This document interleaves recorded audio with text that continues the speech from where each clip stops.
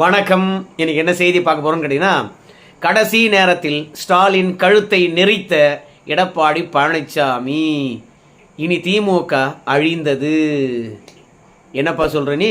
ஸ்டாலின் அவருடைய கழுத்தை நெரிச்சிட்டாரா அப்படின்னு சொல்லிட்டு கேட்பீங்க. அதுக்கான விடையை நான் சொல்கிறேன். நேற்று ஆளுநரை சந்தித்தார் நம்ம எடப்பாடி பழனிசாமி.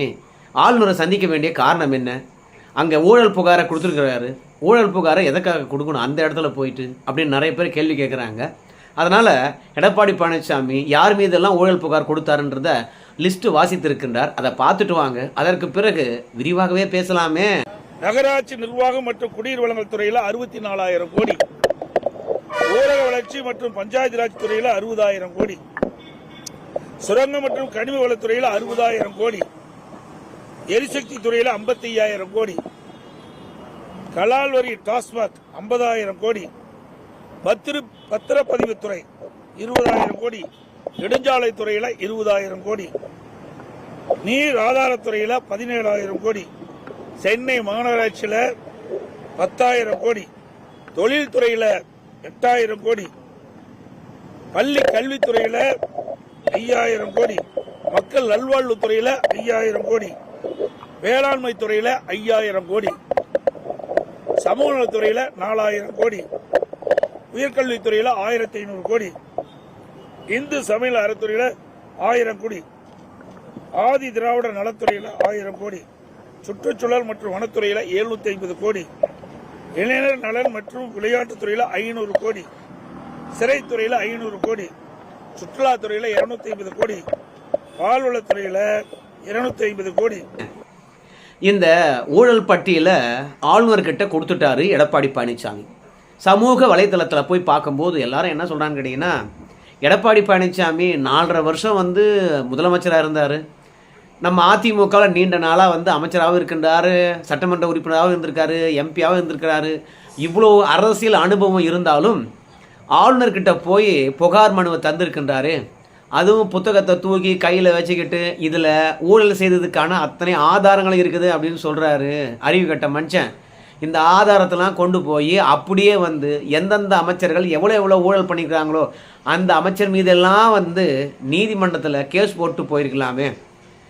நீதிமன்றத்தில் கேஸ் போட்ட உடனே இந்த வழக்கு விசாரணையானது காவல்துறைக்கு அனுப்புவாங்க. காவல்துறையானது இவங்க மீதெல்லாம் வழக்கு பதிய சொல்லி உத்தரவிடுவாங்க. அந்த வழக்கு விசாரணை நீதிமன்றத்தில் இருந்ததுன்னா அனுதினமும் அமைச்சர் பெருமக்கள் நீதிமன்றம் போகிறதா இல்லை மக்கள் மன்றத்தில் போய் பிரச்சாரம் பண்ணுறதா என்ற ஒரு கஷ்டமான சூழ்நிலையை எடப்பாடி பழனிசாமி வகுத்திருக்கலாமே. ஆனால் அதை விட்டுட்டு ஆளுநர்கிட்ட போய் கொடுத்துருக்காரு. அவருக்கு அறிவு இருக்குதா?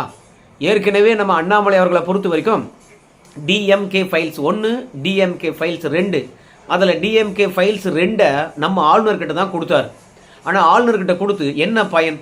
ஒன்றுமே பயன் இல்லையே. அவருக்கு என்ன அதிகாரம் இருக்குது? மீண்டும் எடப்பாடி பழனிசாமி கொடுத்த எல்லா ஃபைலையும் உள்துறைக்கு தானே அனுப்புவார். உள்துறை செயலாளரை பொறுத்த வரைக்கும் எல்லாவற்றையும் படித்து ஆமாம் இத்தனை அமைச்சர்கள் ஊழல் பண்ணியிருக்கிறாங்க அப்படின்னு சொல்லிட்டு நடவடிக்கை எடுக்க போகிறாங்க, இல்லை கேஸாக போட போகிறாங்க. போயும் ஆளுநரை சந்தித்து இருக்கின்றாரே எடப்பாடி பழனிசாமி. சும்மானா நாங்களும் அதிமுக காரங்க திமுக மீது ஊழல் புகார் சொல்லிட்டோம் அப்படின்னு வேஷம் போடுறாங்கப்பா. அது மட்டும் இல்லை, அமித்ஷா அவர் எடப்பாடி பழனிசாமி கிட்ட கடிந்து கொண்டாராம். என்ன கடிந்து கொண்டாராம்? ஏயா திமுக மீது நடவடிக்கை எடு, திமுக முதலமைச்சர் மீது நடவடிக்கை எடு, திமுக அமைச்சர்கள் மீது நடவடிக்கை எடு அப்படின்னு சொல்ற எடப்பாடி பழனிசாமி. ஆனா நீ என்ன பண்ண? குறைந்தபட்சம் ஆளுநர்கிட்டையாவது ஒரு புகார் கொடுத்தியா அப்படின்னு அமித்ஷா கேட்டாராம். நாங்க திமுக மீது நடவடிக்கை எடுக்க வேண்டும் என்றால் நீ என்ன பண்ண அப்படின்னு சொல்லிவிட்டு எதிர்கட்சியா இருந்து தமிழகத்தில் தூங்கி வழிஞ்சிட்டு நாங்க இப்ப நடவடிக்கை எடுக்கணுமா தேர்தல் நெருக்கத்தில் அப்படின்னு நம்ம அமித்ஷா டோஸ் விட்டாரு. அதற்காக தான் ஃபைலை தூக்கின்னு போய் ஆளுநரை சந்திச்சாரு. இல்லைனா அமித்ஷா வர்றதுக்கு முன்பாக இதெல்லாம் கொடுத்துக்கலாம் இல்லையா? அமித்ஷா சொல்லி தான் கொடுத்துருக்கிறாரு. அமித்ஷா விரட்டினார் இல்லை, அதனால எடப்பாடி பழனிசாமி ஆளுநர்கிட்ட போய் விழுந்திருக்கிறாரு அப்படின்னு நிறைய பேர் சொல்றாங்க. ஆனால் எடப்பாடி பழனிசாமிக்கு நல்ல அறிவு தான் இருக்குது. ஏன்னா இங்க புகார் தெரிவிச்சிருக்கவங்க அத்தனை பேருமே அமைச்சர் பெருமக்கள். அமைச்சர் பெருமக்கள் மீது நம்ம புகார் அளிக்க வேண்டும் என்றாலோ, இல்லை நீதிமன்றத்தில் வழக்கு தொடுக்க வேண்டும் என்றாலோ, இல்லை காவல்துறையானது விசாரணை செய்ய வேண்டும் என்றாலோ, ஒன்று சபாநாயகர் அனுமதி அளிக்க வேண்டும், இல்லையா ஆளுநர் அனுமதி அளிக்க வேண்டும். இது சிட்டிங் அமைச்சருக்கு மட்டும் இல்லை, முன்னாள் அமைச்சர்களுக்கும் அவங்க மீது வழக்கு தொடுக்க வேண்டும், இல்லை விசாரிக்க வேண்டும் என்றால் ஆளுநர் தான் வந்து பார்த்தீங்கன்னா அனுமதி அளிக்கணும். அதனால ஒரு அமைச்சரை டார்கெட் பண்ணி அடிக்கிறோம்னா முதல்ல ஆளுநர்கிட்ட இருந்து ஒப்புதல் வரணும். அதற்காக தான் எடப்பாடி பழனிசாமியை பொறுத்த வரைக்கும் ஆளுநரை போய் சந்தித்தாரு. நம்ம ஸ்டாலின் ஐயா அவர்களுடைய பரிவாரங்களை ஆப் செய்யறதுக்காக இப்போ எடப்பாடி பழனிசாமி புகார் அளித்து விட்டார். இவற்றையெல்லாம் சரி பார்த்து எப்போது ஆளுநர் அவர்கள் அனுமதி அளிப்பது அப்படின்னு கேட்பீங்க. என்ன பண்ணுறதுங்க, கடைசி நேரத்தில் திமுக மீது இவ்வளோ புகாரை சொன்னாதான் மக்கள் மனசுங்களில் கொஞ்சமாவது நினைப்பு இருக்கும். ஆரம்பத்திலிருந்தே நாம் இந்த மாதிரி புகாரை ஆளுநர்கிட்ட கொடுத்து நீதிமன்றத்துக்கு நம்ம கொண்டு போய் சேர்த்துருந்தோம்னு வச்சுங்களேன், திமுக காரங்க என்ன பண்ணுவாங்க தெரியுமா? அவங்க காவல்துறை, அவங்க லஞ்ச ஒழிப்புத்துறை விசாரிச்சோம், இந்த ஊழல் புகாருக்கான எந்த விதமான முகாந்தாரம் இல்லை அப்படின்னு சொல்லிவிட்டு தேர்தல் நெருக்கத்தில் எல்லாரையும் விடுதலை பண்ணிடுவாங்க. அப்போ விடுதலை பண்ணா என்ன ஆகும் தெரியுமா? திமுகவுக்கு அட்வான்டேஜா ஆயிடும். எடப்பாடி பழனிசாமி அரசியல் பழி வாங்கும் நோக்குடன் வந்து எங்க அமைச்சர் மீது பழி சொன்னாரு பத்தியா, எல்லா அமைச்சர்களும் நிரபராதி என்று சொல்லிட்டு நீதிமன்றம் விடுவித்து விட்டது.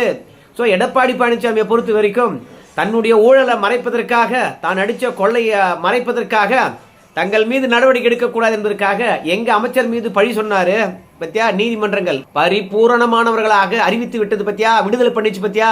எடப்பாடி பழனிசாமி இனிமேலாவது பொய் புகார் சொல்றதுல இருந்து வெளியே வரணும், திருந்தணும், இல்ல நாங்க திருத்துவோம், இல்ல மக்கள் திருத்துவாங்க அப்படின்னு சொல்லிவிட்டு இது ஆட்சி வந்த காலகட்டத்திலேயே நாம புகார் அளித்து நடவடிக்கை எடுத்திருந்தா இந்த நிலைமை தான் ஏற்பட்டிருக்கும்.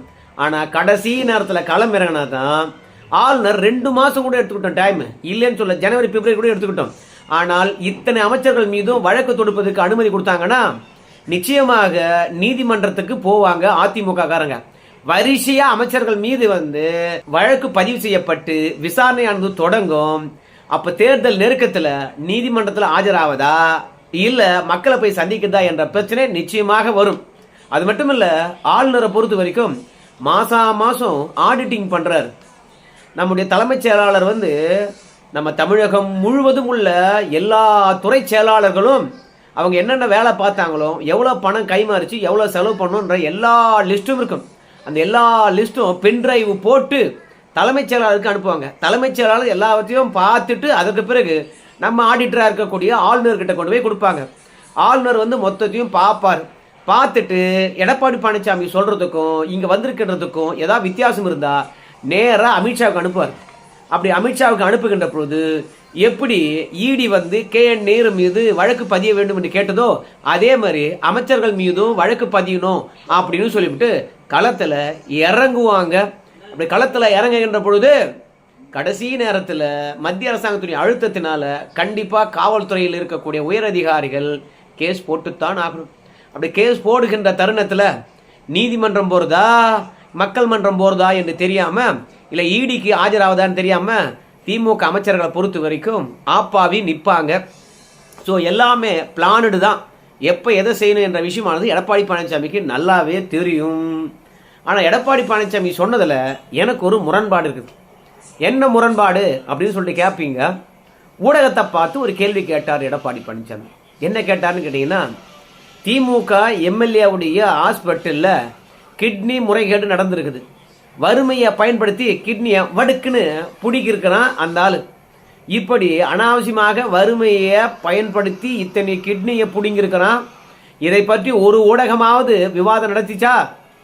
இல்லை இந்த செய்தியை மக்களிடையே கொண்டு போய் சேர்த்துச்சா? இந்த ஊடகத்துக்கு சமூக அக்கறை இருக்குதா, சமூக பொறுப்பு இருக்குதா அப்படின்னு எடப்பாடி பழனிசாமி சொன்னார். ஆனால் எடப்பாடி பழனிசாமிக்கு எந்த அளவுக்கு அக்கறை இருந்தது அப்படின்றது தான் ஊடகத்தினர் கேட்கின்ற ஒரு கேள்வி. லட்டு மாதிரி கிட்னி முறைகேடு விஷயம் தெரிஞ்சுதா இல்லையா? திமுக காரங்களே களத்தில் இறங்கி அதை ஒட்டுமொத்தமாக விசாரித்து அந்த மருத்துவமனை மீது நடவடிக்கை எடுத்தாங்களா இல்லையா? ஸோ இப்படி திமுக அரசாங்கமே களத்தில் இறங்கி அந்த மருத்துவமனை மீது நடவடிக்கை எடுக்கின்ற வரைக்கும் எடப்பாடி பழனிசாமி தூங்கி நின்றார் பாருங்க.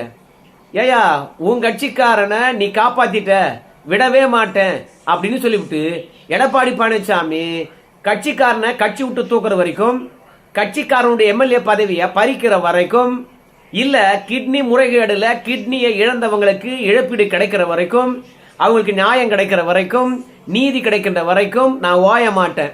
உண்ணாவிரதத்தை உட்காருவேன், தொடர் போராட்டத்தை முன்னெடுப்பேன் அப்படின்னு சொல்லிட்டு கிட்னி முறைகேடு தொடர்பாக களத்துல உட்காந்து உண்மை வெளிவரணும் அப்படின்னு திமுகவுக்கு எடப்பாடி பழனிசாமி நெருக்கடி கொடுத்திருந்தாருன்னு வச்சுங்களேன். அப்போ ஊடகம் என்ன பண்ணும்? டேய், திமுக அரசாங்கமானது ஆட்டம் கண்டு விட்டது, இனிமே எடப்பாடியார் தான் எதிர்காலம், இனி எடப்பாடி பின்னாடி தான் நிக்கணும் அப்படின்னு சொல்லிட்டு ஒட்டுமொத்த ஊடகமும் எடப்பாடி பின்னாடி வரும். திமுக பணம் கொடுத்தா கூட அடுத்து வருகின்ற ஆட்சி மத்தியில் இருக்கக்கூடிய பாஜகவுடன் சேர்ந்து வருகிறாங்க. 2 பேரும் சேர்ந்தாங்கன்னா பெரிய ஆப்பா வைப்பாங்க. அதனால எடப்பாடி பின்னாடி நில்றா அப்படின்னு சொல்லிட்டு போராட்ட களத்தில் ஒரு போராளியாக களத்தில் இறங்கியிருந்தாருன்னா மொத்த ஊடகமும் எடப்பாடி பின்னாடி வந்திருக்கும். தினந்தோறும் விவாதம் நடத்திருப்பாங்க. திமுக ஆட்சியில் தினந்தோறும் போராட்ட களம் தான் இன்னைக்கு இருக்குது தமிழகம் முழுவதும். அவற்றையெல்லாம் ஒரு செய்தியாக சொல்லி தான் கடந்து போறாங்க. இரவுல விவாதமாகவே ஆறதே கிடையாது. துப்புரவு பணியாளர்களை பொறுத்த வரைக்கும் கூவத்தில் நாத்தம் எடுக்கின்ற கூவத்தில் இறங்கி போராடுறாங்க. இப்படி கூவத்தில் இறங்கி போராடுகின்ற இந்த தருணத்தில் கூட எடப்பாடி பழனிசாமி ஆளுநரை சந்தித்து புகார் கொடுத்துட்டு போறாரு.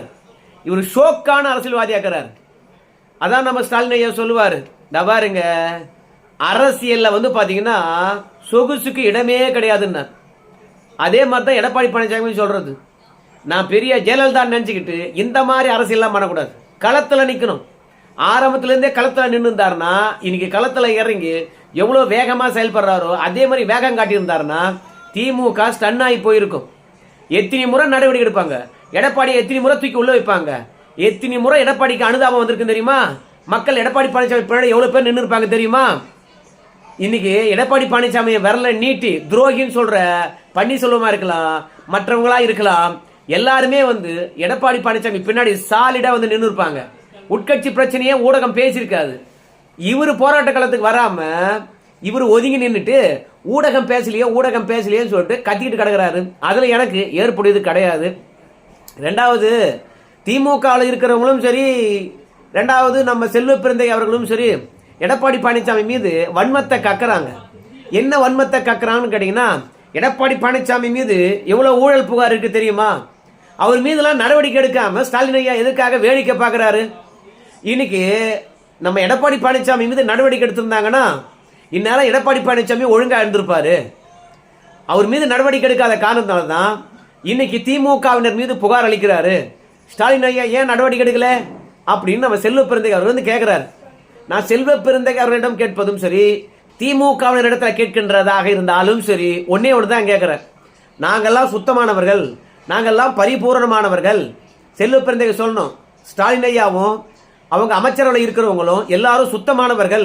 அவர் வைக்கின்ற குற்றச்சாட்டு பொய்யானது, அரசியல் பூர்வமானது, உண்மைக்கு புறமானது, எங்கிட்ட ஆதாரம் இருக்குது அப்படின்னு மறுத்தா பரவாயில்ல. அவங்கள என்ன சொல்றாங்க? ஸ்டாலின் ஐயா மீது நீ குற்றச்சாட்டு வைக்கிறீல்ல, நீ என்ன யோகியமா அப்படிங்கிறாங்க. எடப்பாடி யோகி இல்ல, அப்ப நீங்க யோகியமா? அதானே சொல்லணும்.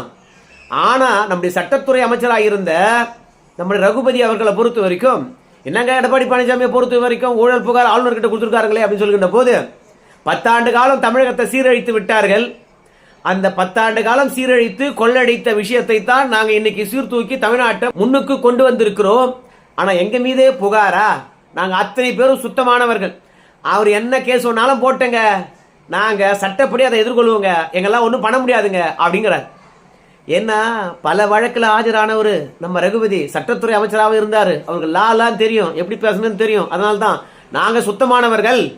ஆனா அவரு கூட வந்து எடப்பாடி பழனிசாமியை பார்த்து, எடப்பாடி பழனிசாமி நீ என்ன சுத்தமானவனா, எங்க மீது பழி சொல்றிய அப்படின்னு கேட்க முடியல. ஏன்னா எடப்பாடி பழனிசாமி உடனடியாக சொல்றாரு, ஏங்க ரகுபதி அண்ணாத்த நீ சுத்தமானவனா, என் மீது பழி சொல்றிய அப்படின்னு சொல்லிவிட்டு அவர் துறையிலே வந்து பாத்தீங்கன்னா 1200 கோடி ஊழல் நடந்திருக்குதான். இதுல முக்கியமான விஷயம் என்ன தெரியுமா? இந்த அறநிலையத்துறையில 1000 கோடி ஊழல் நடந்திருக்குதான். அப்புறம் விளையாட்டுத்துறை அமைச்சராக யார் இருக்கிறாங்க? நம்ம உதயநிதி ஸ்டாலின் ஐயா. அந்த துறையில 500 கோடி ஊழல் நடந்திருக்குதான். அதனால ஆட்சி முடிகின்ற கடைசி தருணத்துல நம்ம எடப்பாடி பழனிசாமி நம்ம ஸ்டாலின் ஐயாவுடைய கழுத்தை நெரிக்கிறாரு. இப்படி நெரிக்கின்ற இந்த தருணமானது வலுவா திமுக சிக்கி விட்டது என்பதில் மாற்றுக்கிறது கிடையாது. ஒவ்வொரு அமைச்சர்களும் விசாரணைக்கு போயிட்டு வந்துத்தானே ஆக வேண்டும். ஒருவேளை தேர்தல் வரத்துக்கு முன்பாக 4-5 பேரை ஈடியானது உள்ள தூக்கி வைப்பதற்கு வாய்ப்பு இருக்குது. அதனால இந்த கடைசி நேர ஆயுதம் எடப்பாடி பழனிசாமி கையில் எடுத்திருப்பது திமுகவை அழிவை காட்டுகிறது. திமுகவினுடைய அழிவை காட்டுகிறது. இனி திமுக தேராது எனக்கு தெரியும். தோத்துச்சுன்னா ஆனால் வெற்றி பெற்றால் அதிமுக தேராது, அவ்வளவுதான். அதிமுக அழிஞ்சது தான். ஆனால் திமுக தோத்துது. இந்த ஊழல் புகாரிலே எடப்பாடி பழனிசாமி சுத்தமாக ஓய்ச்சிருவார் கடைசி நேரத்தில். அதனால தான் நம்ம ஸ்டாலின் ஐயாவுடைய கழுத்தை நெரிக்கிற மாதிரி புகாரை கொண்டு போய் ஆளுநர்கிட்ட கொடுத்துருக்கார். ஆளுநர் விரிவாக எல்லாவற்றையும் பரிசீலனை பண்ணிட்டு வழக்கு தொடுப்பதற்கான அனுமதியை கொடுக்கணும். பார்க்கலாம், கொடுப்பாருன்னு நினைப்போம். இவ்வளோ நேரம் பார்த்த நண்பர்களுக்கு நன்றி.